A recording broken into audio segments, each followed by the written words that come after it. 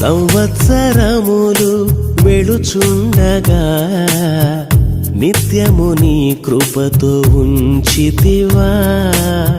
దినములన్నీ తరుగుచుండగా నీ దయతో నన్ను కాచితివా. నీకే